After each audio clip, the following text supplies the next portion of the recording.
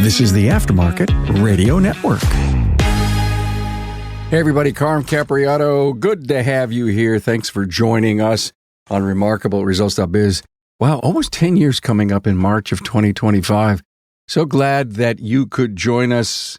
We got great sponsors, and we're doing a lot of great things this year. We're going to the MAX conference down in Orlando. We're going to the Institute Summit in Amelia Island in Florida. Look for some stuff on social media as we talk about what we're doing, and we're excited to be there and do that. Take our studio and get some great recordings while we are on the road. Hey, take your auto care center to the next level, the gold level, with the NAPA Auto Care Gold Certified Program. This program is for the best of the best who can provide a consistent consumer experience and earn the trust of returning and new customers. Talk to your NAPA sales representative about how you can become a gold certified shop.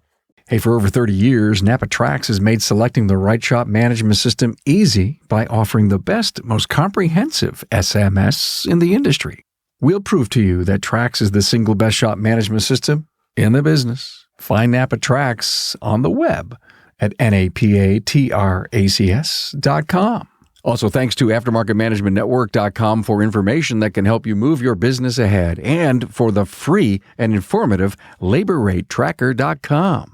I'd like to welcome James Marsh. Hello, James. Good morning. Good to have you here. Shop manager at Subi Guys, Traverse City, Michigan. Works for our great friend, Nicole Benikoff. Yep, and we have recently changed our name to Empower Automotive here. So we are working on Empower Automotive. Empower Automotive. Well, how did I miss that? I did not get the memo. Not that I was supposed to. Yeah, it's a pretty recent name change, just going from primarily Subaru to pretty much any make and model now. But weren't you guys always doing that? When I came in, they were kind of starting to work on Honda and Toyota along with Subaru. As of recently, I brought in some technicians that have experience with Hyundai, Chrysler, Dodge, Jeep, Ram, GM products. So we have started marketing to those clients as well. So it's a good time for a name change. Yeah, focused, narrowcasted. If you drive a GMC pickup, you're probably not going to come into a place called Subi Guys. We're getting ready to do a show on branding and image and stuff. So you bring up such a great point. I love it. Well, hats off to Nicole for seeing that vision, and Empower Automotive. Great. The really cool thing about why James is here as a interview about a shop manager is his legacy, his dealership. Family, wow, 40 years, I believe, in the business. Age 14, you're pulling weeds at the dealership, just like every child of any entrepreneur. Been there, done that. Exactly, yep. Yeah, I know. You had Ford, Chrysler, you had Hyundai, you had Chrysler, GM, Buick. I don't know if I can list them all, body shop, all that stuff going on. You were service writer, express service manager, GM service manager. So you had just about every role. Family sold the business, and you said, hey, let's take this jaunt over into the independent side. And so you're here to help us take a dive into, maybe the contrast and what you're seeing. And what I heard you say just a few minutes ago is, I brought some guys in. That was cool. Tell me about that. Yeah. So, we obviously with a family-owned business for 40-some years, we had a lot of technicians not just technicians, salespeople, managers that's been with us for 30-plus years. Ironically, some that have been there longer than my dad, who owned the business. So, obviously that was hard on people. So we sold to a larger automotive group. A lot of the long-term employees have kind of felt that it's turned corporate since their family has left.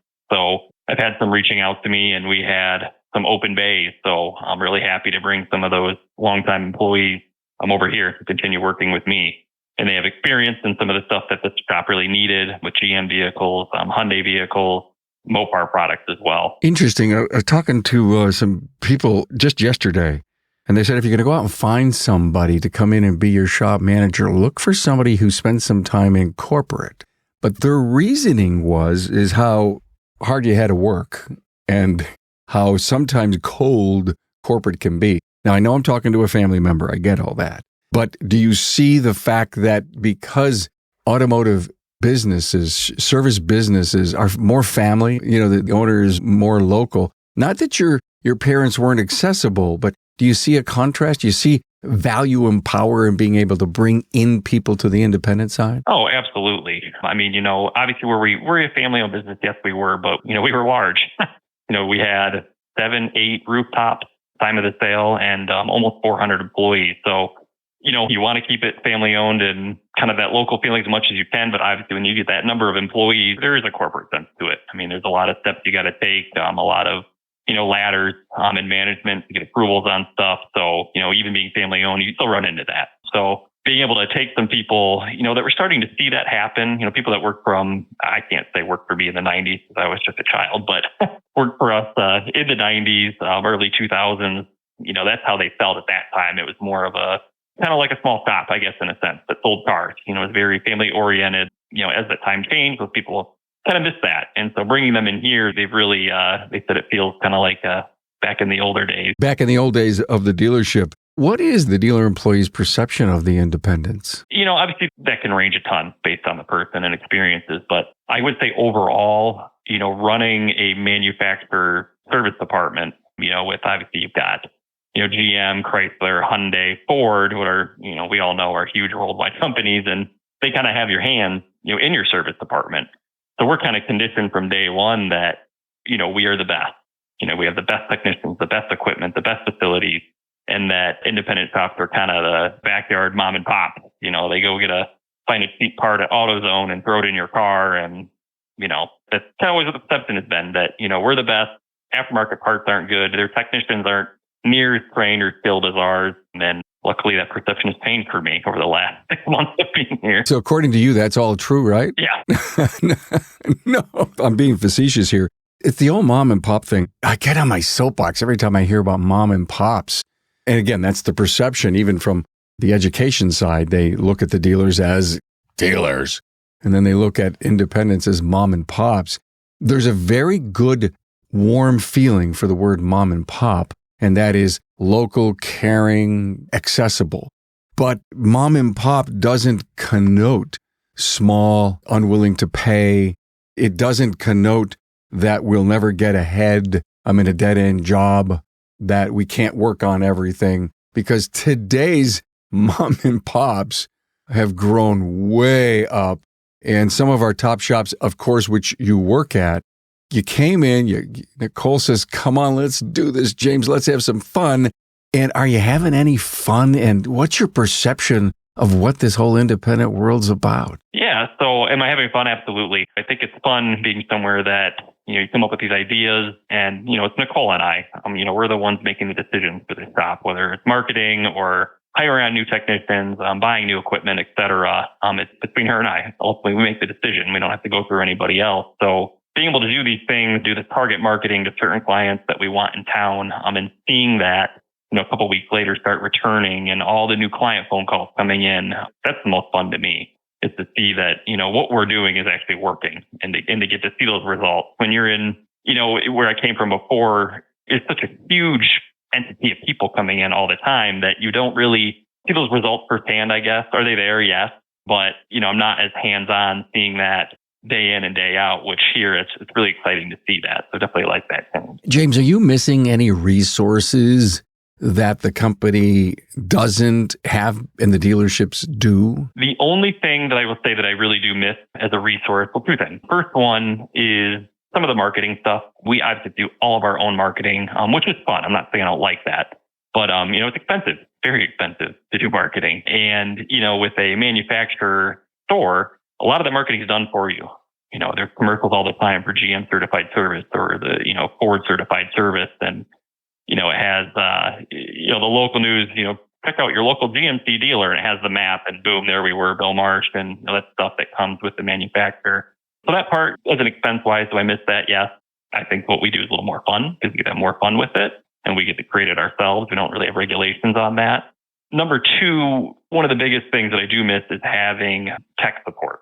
So from the manufacturer, a prime example, we had a Toyota in here for a couple of weeks with just this oddball problem. And it took, the technician a long time to figure it out. He did a great job getting it pinned down and figuring it out for the customer. But the manufacturer store, whether the car is in warranty or not, we have tech line support that we can contact.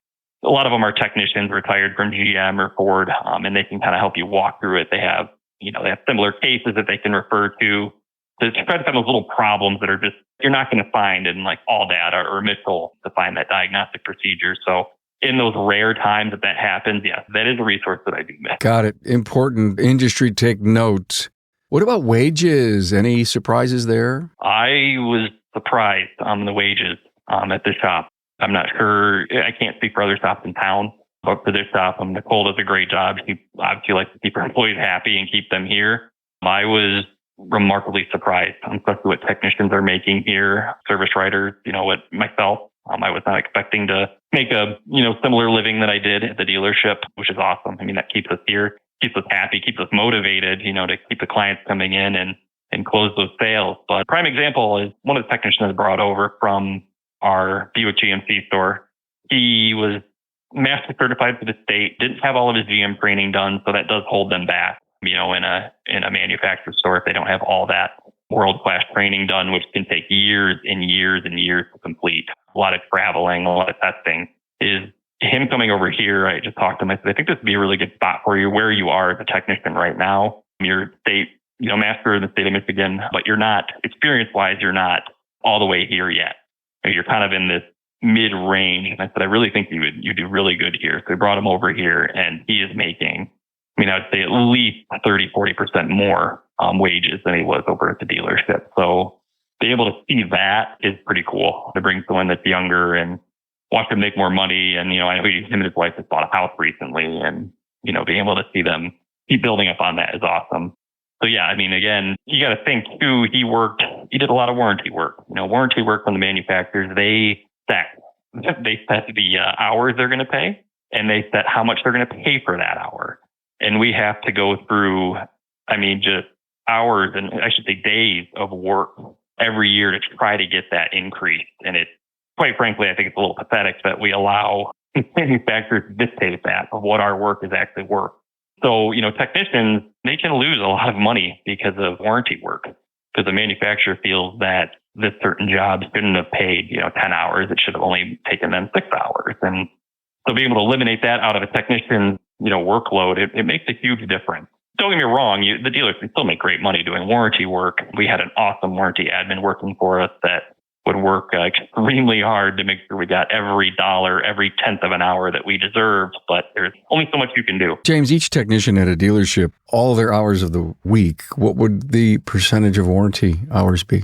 Average. I can only speak for the department that I ran before leaving there. I would say we were about 60-40, about 60% customer pay work and or extended warranty work, and then about 40% warranty. 40% warranty. Interesting. Management difference. Obviously, you're the lead manager of the operation. You did it at the dealership. When you came in, did you see a different culture and how you are leading? Yeah, absolutely. What I like about here at an independent shop versus the dealership is that obviously my focus at both places was, shop management, efficiency, wages, billing, all of that stuff. In terms of that, the job is the same. But here, I get to focus more on the people, the process, making that productivity, making changes that I feel need to happen, to increase productivity, profitability, et cetera. Did I do the dealership? Yes. But also at the dealership, I spent so much time making sure that we were hitting criteria for the manufacturer on CSI scores, on parts sales, on labor sales, wiper sales. Stuff like that you have to hit on these criterias. And if you don't, that's a lot of money that the manufacturer will not pay out to the dealership at the end of the month. So as you can imagine, as a dealer owner or as a general manager, that's a big part of their income. They're on top of you for good reason, to make sure that we're hitting that criteria. So that's what you spend so much time as a manager at a dealership, is just making sure the manufacturer is happy. No pressure there. No, not at all. What are the top KPIs you're paying attention to at Empower Automotive? The big one right now, every day I'm tracking what our growth percentage is. Obviously how many hours we closed, what our labor sales was, what our part sale was, then down to each technician. I'm tracking that every day. So, really the same thing I did at the dealership, honestly. That process doesn't really change for me at all. With your dealer background and you looking seriously at working with Nicole on marketing, have you worked with your counter staff and said, listen, we need to become the dealer alternative and here's how we're going to do it? Walk me through that mentality of yours. I think really what it comes down to is, we need to prove to the community that, we're just as good, if not better than the dealership. Where that really comes down to is the simple customer service thing. Everybody can fix the car at the end of the day. A dealership can fix the car. A YouTube mechanic can fix the car. Or we can fix the car here. Not saying that the YouTube mechanic's better than anyone, but you know what I mean? Everybody can fix the car at the end of the day. What it comes down to is the people, the customer service. What do we offer? So here, we have free loaner cars. That's a huge thing. Even the dealership doesn't have free loaner cars. You can get a rental if you're under warranty that's paid for. But just someone coming in that needs struts or some service, basic maintenance services, you didn't get that free loaner car. So we do offer that here. We offer shuttles, premium drinks and snacks in the waiting room, a nice clean waiting room that doesn't really look like a car shop. It's more like a lounge type of thing. So really, it really is that customer service and all those little amenities that we can do each day. Making sure the cars are clean when they leave here. We're trying to figure out a process to make sure that we get every single car washed, every single car vacuumed, wiped down on the interior. Those next level things that you see at the big dealerships and some big independent garages, which I think in Traverse City, that's not really happening at a lot of independent shops. So that's why we're trying to race to be the one to do that and become our goal is to become the number one independent shop in Traverse City. So customer service is just the number one thing.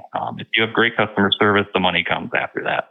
The NAPA Now event is a national ownership workshop for our valued AutoCare members centered around business building training from industry leaders. Now, it's not just about owning a shop, it's about owning your future. Join NAPA April 15th through the 17th, 2025 at the Venetian Resort in the heart of Las Vegas, known for its vibrancy, energy, and entrepreneurial spirit. At the event, ignite growth through business building master classes from leaders across multiple industries focused on expanding business opportunities. Now, master class topics include future-proofing your business, mastering emerging technologies for growth, leadership dynamics, inspiring, engaging, and driving success, shifting tides, understanding evolving consumer behaviors and your bottom line, and young leaders' lasting legacies, mastering succession planning for future growth. Foster collaboration with other like-minded NAPA AutoCare members and store owners. Stop at supplier studios for training, visit AutoCare vendor partners, and finally, join us in celebrating 100 years of NAPA Auto Parts, along with kicking off the next 100 years of partnership. There will also be exclusive giveaways. There are many incentive opportunities to offset the cost of this trip, including AutoCare program earnbacks, and beginning in October, earn up to $1,500 with pre-show supplier training to prepare for the supplier studio training sessions. The NAPA Now event is a national ownership workshop for our valued AutoCare members centered around business building training from industry leaders. Now, it's not just about owning a shop, it's about owning your future. Join NAPA April 15th through the 17th, 2025 at the Venetian Resort in the heart of Las Vegas, known for its vibrancy, energy, and entrepreneurial spirit. Get ready to grow, connect, and celebrate. This is an exclusive event limited to the first 2,000 AutoCare members. Packages are going fast. If you're interested in attending, contact your servicing NAPA store or NAPA salesperson. Let's face it, your shop management system is the single most important tool in your shop, period. NAPA Trax was built from the ground up to make your business more profitable and efficient. We provide an extensive set of tools to increase and track profitability in real time. NAPA Trax offers the industry's best post-sale support, hands down, and we train your people on site. Yep, on site. And we offer remote refresher training 10 times a week, and customer support is open 6 days a week.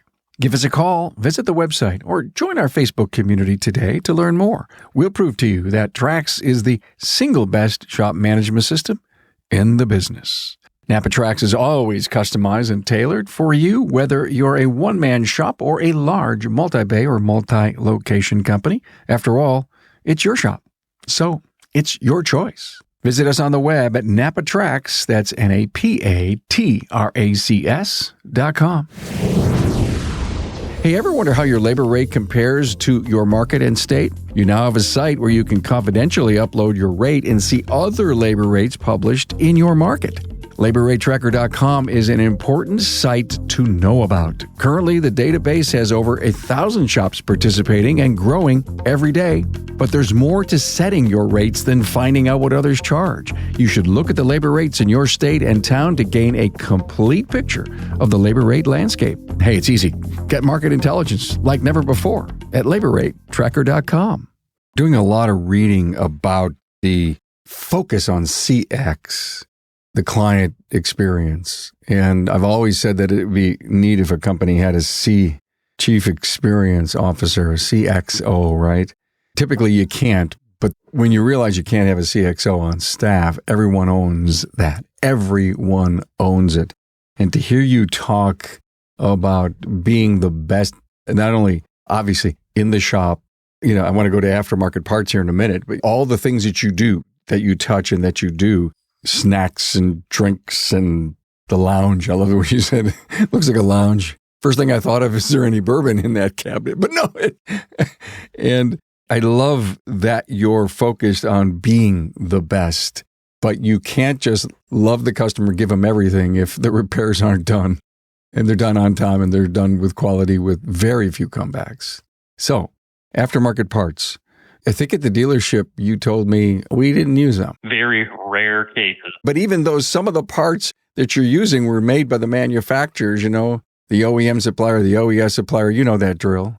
Anyway, are you comfortable with all the aftermarket parts that you guys would be using? I am, overall, from certain vendors. I mean, there are certain parts that I've heard just from people that have worked here a long time, certain brands, certain vendors that they don't recommend from past experiences. So, just learning a lot from the current staff is a big thing for me. Who's kind of the quality part supplier, the quality maker in town. I'm still a little hesitant on electronic parts. I'm not being OEM. I'm still trying to wrap my head around that a little bit. I'll get there. There's a lot of great suppliers in our industry that are pure manufacturer, and they go through every level of testing on all of their parts. I don't think they would be in business for the 50 to 80 years that they have been if they were making junk. But yeah, I think you got to learn to trust them, because you're coming from what is classified as OE stuff. Yep, exactly. Yeah, but in terms of, suspension components and everything, brake parts, calipers and pads, rotors, struts and tie rods and all that, I haven't seen really a subpar product in my eyes be put on a car since I've been here. Well, you're obviously buying quality stuff from good suppliers. You had mentioned in your bio to me that you also owned an independent service center as a family? Correct. We did. Wow. And so I've got to ask about that. GM Buick, Hyundai, 2 Ford stores, 2 Chrysler stores, a body shop, a detail center, and 3 buy here, pay here locations. I'm interested in that. But then an independent service center. Why? 2 reasons. One, the property, the people that owned it before, was right in the middle of 2 of our properties. It made sense. And then just kind of having an alternative for people. We definitely marketed toward a different level of customer to that independent garage versus our dealership. We did Line-X bed liners out of there, that type of stuff. And it was good it was right next to our body shop. So if there's mechanical work that needed to be done, nothing crazy, but the mechanical work that needed to be done on a collision that was in the same parking lot, it was there. It was a convenience thing. Later on, it started doing a lot more repairs in there, some engine replacements, transmission replacements. But they did still refer a lot of people over to our, into our dealership garages, because we're all one big family at that point still. So, what do you got planned for 2025? Well, like I told you, some of those goals that we were talking about. Obviously, we got to hit the marketing harder. We're spending a ton of money on marketing right now, but we know it's important with rebranding, with the new name, what we're doing. We need to get the word out there and kind of be in everyone's face. James, did Nicole decide to change the name before you joined the company or after? It was changed before I came in. It was still Subi guys, now Empower Automotive. I won't get into details. There's some stuff with Subaru America that did force some of that change as well. So just last month, legally, the name is now Empower Automotive. Formerly, Subi guys is what we can refer to right now. 2025, the biggest thing is just getting new clients through the door, getting some more makes and models in here. Traverse City, Michigan, Northern Michigan is truck country. Almost everybody has a pickup in their driveway, it seems. So a lot of GMC, Chevys, Rams. We want to start targeting those people, particularly to get them in here. Those people tend to spend, pretty good amount of money on their vehicles. Oh, big business trucks, huh? Yeah, exactly. I have to let my audience into a little secret. I live in the country, and I think I'm the only person in the country out here that doesn't have a truck. I always make it a joke with my friends that, I have an SUV and a car. And, what's really nice is I would love a truck, but I don't have to get grain. I know there's a lot of things. The only thing I would get my truck because I want to be like everyone else. But anyway, it's just a little side story here. No, definitely. Trucks are big business. Huge business. Trucks and, Yukon, Tahoes, those type of, they're everywhere up here. Those were definitely in the dealership. Our number one sellers were trucks and full-size SUVs, not cars. And that really shows just even driving around town here of how many of those you see driving around. So that's a huge market that we need to dip into. So spending the money to try to get them in here, first time in here, give them, world-class service so they want to come back to us so that they see that we are, we're just as good as where they were going. Actually, no, better than where they were coming from before. That's what we want. Doing any daily videos or trying to get that whole, this big, beautiful truck is in for maintenance, a picture or two out on social media to help change that person's mind? Yeah, so we just started working with a local group here that does all the Instagram and Facebook Reels. When you're scrolling through and they pop up, we just started doing that about last month. So a lot of that right now is just trying to tell people who we are, what we do, kind of just in a few, in 15 seconds, more or less, running different videos, getting out there that we sell tires and we have a warranty on our work. We have loaner cars and offering some, pretty significant savings for first-time customers as well. So we haven't seen too much of the return on that yet. We are getting a lot of people clicking on links, requesting information from us daily. So that's huge right there. And then direct mailers have honestly been the number one thing that we've been getting back in the door, which has been awesome. A couple billboards up right now. And then I think we're going to be doing some cable networking as well. So how big is Traverse City? Do you have any idea of the population? Yeah. So Traverse City, ironically, I know this goes in another town and I just wanted to compare sizes. Interesting. But Traverse City, the actual city of Traverse City, is only about 18,000 people in population. But I think the county is like 90,000 or the two surrounding counties. Don't quote me on that. But I know the Tri-County area, which is I think it's Benzie County, Grand Traverse County, and Leelanau County. Oh, we would include Antrim County in that as well. That's kind of the hub of where we would be marketing to, just Traverse City is the hub of all those counties. I know it's around 90,000 within 30 miles of here. It's a pretty big population, and it's growing. Traverse City, I grew up here. Traverse City is it's booming. There's construction everywhere. There's apartment complexes everywhere. Why? It's a suburb of what big city where people want to come and live there and work somewhere else? None. Really? Wow. Traverse City is the biggest city. I'd say that the next biggest city is about 2 hours south of us, Grand Rapids, Michigan. There's not even a highway that connects to Traverse City. If you really look at a map and our population density, we're extremely isolated from the big urban areas. And I think it's beautiful here. We are surrounded by the Great Lakes. On Lake Michigan, we have 2 giant bays right in town. So if you're a boater, kayaker, stand-up paddleboard is a big thing up here too. Skiing, snowmobiling. There's tons of state land up here. It's just gorgeous. And I think that's really a lot of people. Really, what happened is when COVID came around, a lot of people went remote. That's when this huge influx of people started showing up here and moving here. Quality of life. If they let me work remote, what city do I want to live in?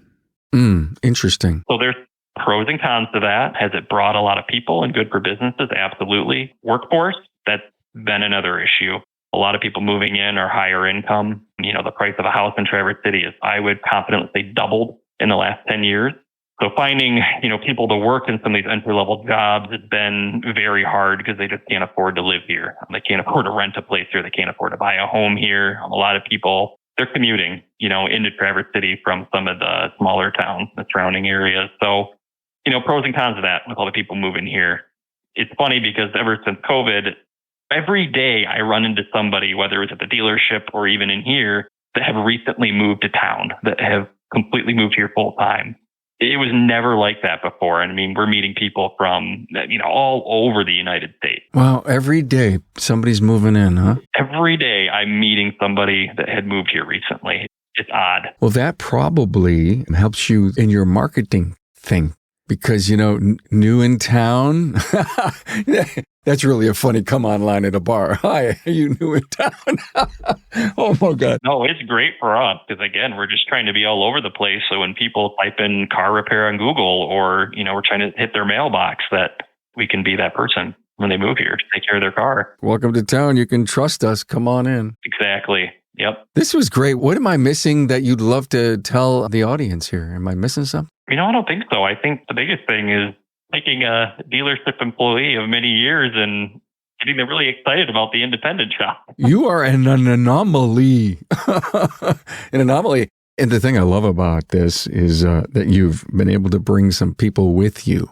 And how exciting, because we always are looking for really good people. And what a judge of character and quality would be a person like you that has worked with people in the past. But a lot of great shops do find some of their best people just through, personal networking. Exactly. How I like to find them, because you already know them. You already kind of have a relationship with them. You go to hire anybody, they can interview great. They look great on paper.